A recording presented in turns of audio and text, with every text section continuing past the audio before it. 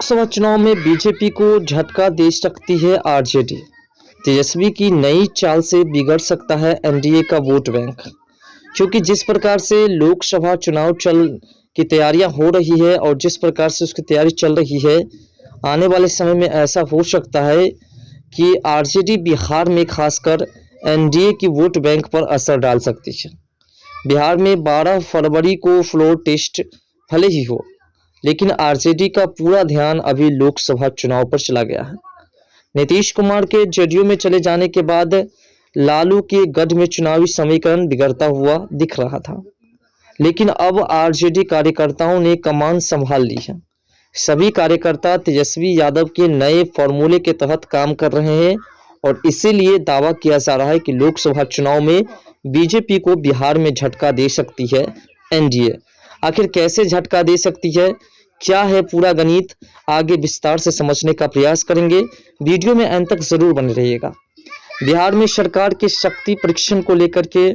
जो अटकलें की बाजार चल रही है, इसके बीच भी राष्ट्रीय जनता दल के एक साथ दो मोर्चे पर अपनी लड़ाई को जारी रखने की कोशिश में जुटा है। अब पार्टी का पूरा ध्यान लोकसभा चुनाव में बीजेपी को शिकस्त देने पर है।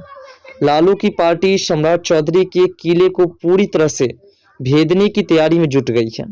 तेजस्वी ने इसके लिए नई रणनीति बना ली है। इसके तहत पार्टी के वरिष्ठ नेताओं को विरोधियों के खिलाफ जहां हमले जारी रखने की छूट मिल गई है,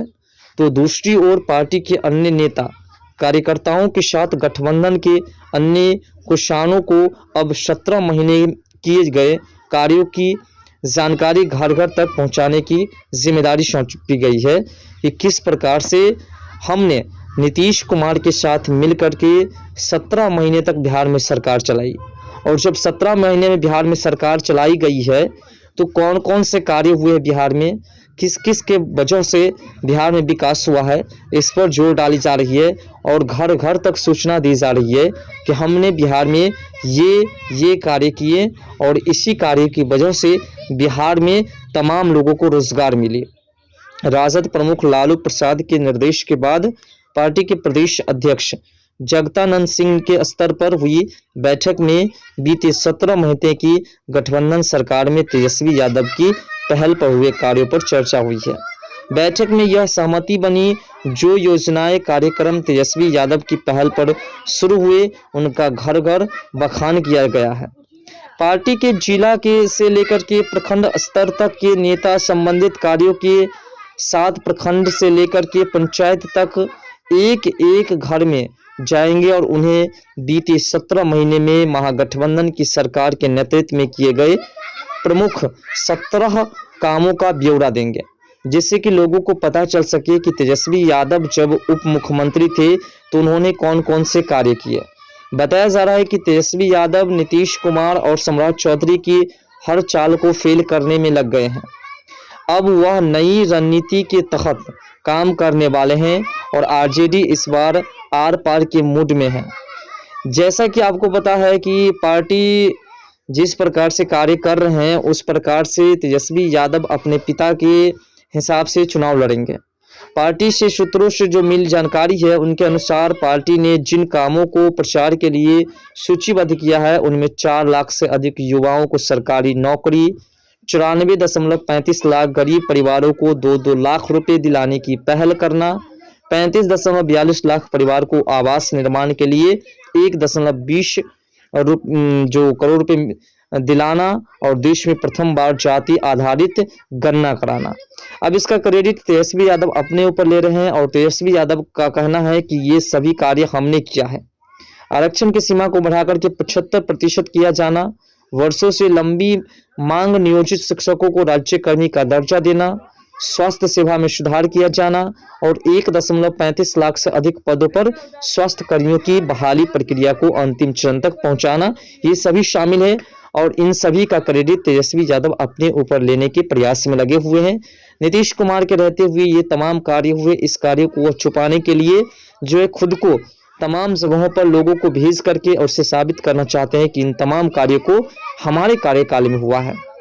इसके अलावा शहरों में वाटर ड्रेनेज व्यवस्था के प्रतिबंध करना, खेलों में मेडल लाओ, नौकरी पाओ योजना लागू किया जाना, विकास मित्र, टोला सेवक, शिक्षा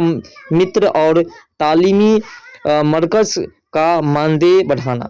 आंगनबाड़ी सेविका, सहायिका और पंचायत प्रतिनिधियों का मानदेय बढ़ाने जैसे कुछ प्रमुख कार्य हैं।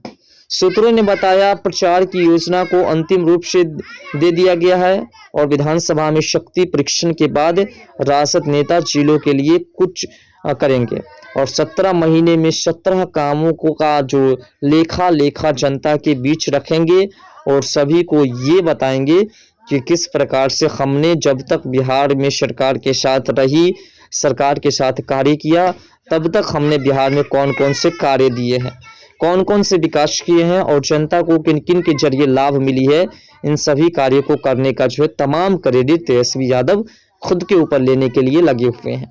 और यही कारण है कि अगर इस पर जनता अमल करती है और जनता इस बात को समझती है कि अगर सिर्फ तेजस्वी यादव ने ही इन तमाम कार्यों को किया है तो शायद बिहार में एनडीए की सरकार को झटका लग सकती है। लोकसभा चुनाव हो या विधानसभा चुनाव हो, तेजस्वी यादव अपने इस कार्य को जोर शोर से देख रहे हैं और इन कार्य में तेजस्वी यादव काफ़ी जोर शोर लगाए हुए हैं। ऐसा इसलिए क्योंकि तेजस्वी यादव का मानना है कि इन तमाम क्रेडिट का पूरा हकदार हम हैं। अगर हम प्रेशर नहीं करते तो नीतीश कुमार इसमें से कोई कार्य नहीं करते और जब इस कार्य को नहीं करते तो इसका लाभ जो है जनता को नहीं मिलता और इसी का फ़ायदा उठाते हुए अब तेजस्वी यादव अपने आप को लोकसभा चुनाव और विधानसभा चुनाव में मजबूत करने की कोशिश में लगे हुए हैं। फिलहाल जिस प्रकार से नीतीश कुमार के साथ जो नई सरकार में फिर से नए डिप्टी सीएम बने हैं, वो विजय कुमार सिन्हा हो या सम्राट चौधरी हो, ये दोनों जिस प्रकार से बने हैं, इन दोनों को जो क्रेडिट मिलना चाहिए वो क्रेडिट अब मिलेंगे जो कार्य करेंगे और उस क्रेडिट को अब जो है तेजस्वी यादव नीतीश कुमार को छांट करके खुद के ऊपर ले रहे हैं। और देखिए, आपको याद होगा जब नीतीश कुमार आरजेडी के साथ गठबंधन तोड़ करके एनडीए में शामिल हुए, उस वक्त भी जहां भी जाते थे तेजस्वी यादव तमाम कार्यों के क्रेडिट वह खुद के ऊपर लेने का काम किया करते थे और यही कारण है कि नीतीश कुमार ने परेशान होकर के आरजेडी से गठबंधन तोड़ी और फिर से एनडीए के दामन को थाम लिया, क्योंकि नीतीश कुमार को ये लग रहा था कि आने वाले वक्त में ऐसा खेला होगा कि जिस कार्य को हमने किया है उन सभी कार्य का क्रेडिट तेजस्वी यादव अपने ऊपर लेकर के और आने वाले विधानसभा चुनाव में सभी के सभी सीट पर खुद चुनाव लड़ेंगे और शायद नीतीश कुमार को लात मार करके भगा देंगे और इसीलिए नीतीश कुमार ने समय रहते हुए अपने कमान को संभाला और जो ललन सिंह था उसको इस्तीफा दिला करके खुद अपनी पार्टी का संयोजक बने और उसके बाद धीरे धीरे उसने एनडीए के दामन को थाम लिया। फिलहाल नीतीश कुमार के जो जरिए कार्य हुआ है बिहार में उसका क्रेडिट तेजस्वी यादव ले रहा है, तो आपको क्या लगता है कि क्या तेजस्वी यादव लोकसभा चुनाव और विधानसभा चुनाव में एनडीए को झटका दे सकती है? क्या बिहार में नई गणित शुरू हो सकती है? अपना राय कमेंट सेक्शन में जरूर दीजिएगा। तो मिलते हैं नेक्स्ट वीडियो, तब तक के लिए बाय। जय हिंद, जय भारत, जय बिहार, जय मिथिला।